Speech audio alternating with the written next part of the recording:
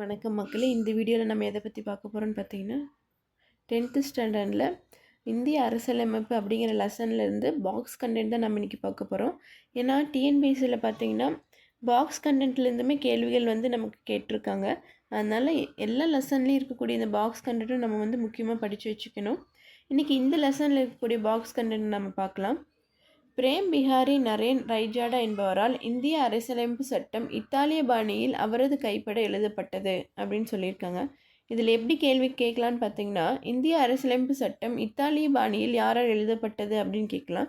இல்லைன்னா பிரேம் பிஹாரி எந்த மொழியில் எழுதினாரு அப்படின்னு கூட கேட்கலாம்.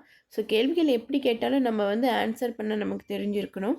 அடுத்தது பார்த்திங்கன்னா 1789ஆம் ஆண்டு பிரெஞ்சு புரட்சியின் போது சுதந்திரம், சமத்துவம், சகோதரத்துவம் ஆகியன முக்கிய முழங்களாயின. இந்திய அரசியலமைப்பு முகவுரையில் இவற்றிற்கு முக்கியத்துவம் தரப்பட்டுள்ளது அப்படின்னு சொல்லியிருக்காங்க. இதில் எப்படி கேள்விகள் வரலான்னு பார்த்திங்கன்னா, இந்த சுதந்திரம், சமத்துவம், சகோதரத்துவம் இது எல்லாம் இந்திய அரசியலமைப்பில் எங்கே இடம்பெற்றிருக்கு அப்படின்னு கேட்கலாம். அப்படி எங்கே இடம்பெற்றிருக்குன்னு பார்த்திங்கன்னா, முகவுரையில் தான் இந்த வார்த்தைகள்லாம் இடம்பெற்றிருக்கு.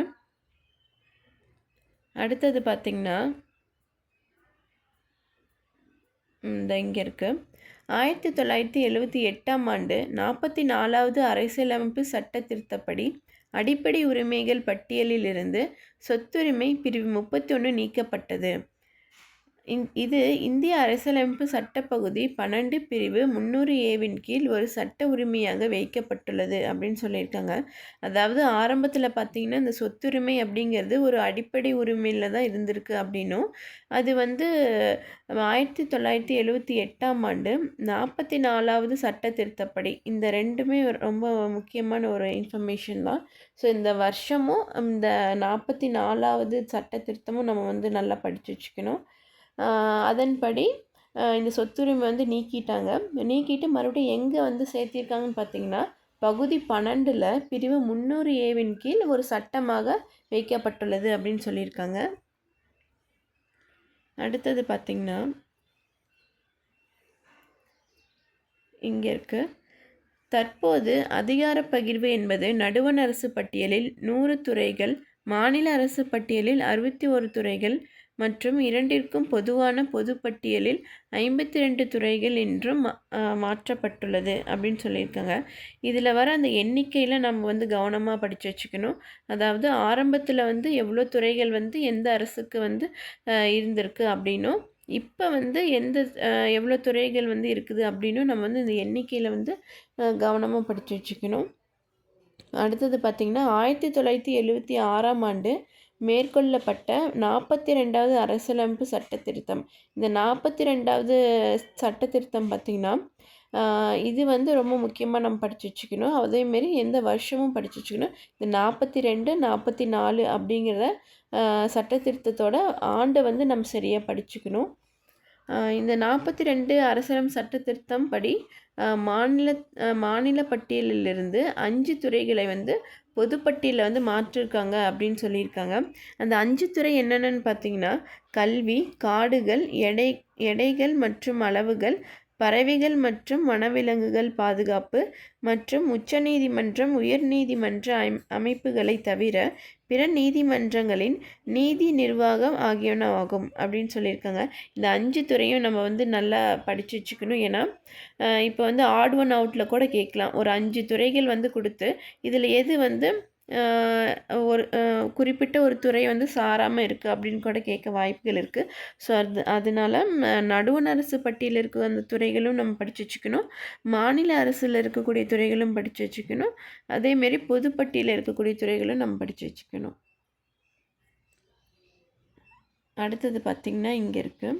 1969இல் நடுவண் மாநில அரசுகளின் உறவுகள் குறித்து முழுவதும் ஆராய தமிழக அரசு டாக்டர் PV ராஜமன்னார் தலைமையின் கீழ் 3 குழு ஒன்றை நியமித்தது அப்படின்னு கேட்டிருக்காங்க.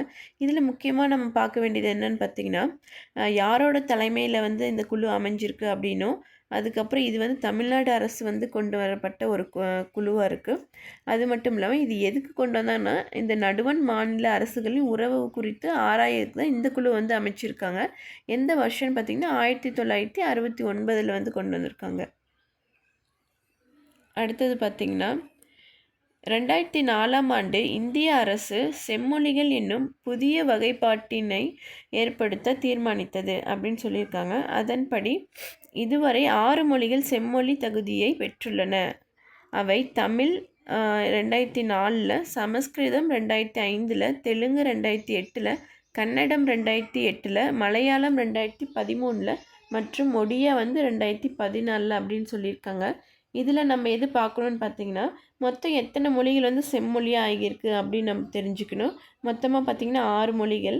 அது மட்டும் இல்லாமல் அந்த மொழிகள் எப்போ செம்மொழி தகுதி பெற்றது அப்படின்னு அந்த ஆண்டுகளையும் நம்ம பார்த்து வச்சுக்கணும். தமிழ்னா இப்போ 2004ன்னு நமக்கு தெரியும்.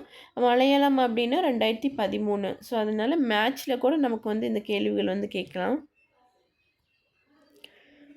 அடுத்தது பார்த்திங்கன்னா, இந்த அரசியலமைப்பின் 42வது சட்ட திருத்தத்தை எப்படி சொல்கிறாங்கன்னு பார்த்திங்கன்னா, ஒரு சிறு அரசியலமைப்பு என அறியப்படுகிறது அப்படின்னு சொல்லியிருக்காங்க.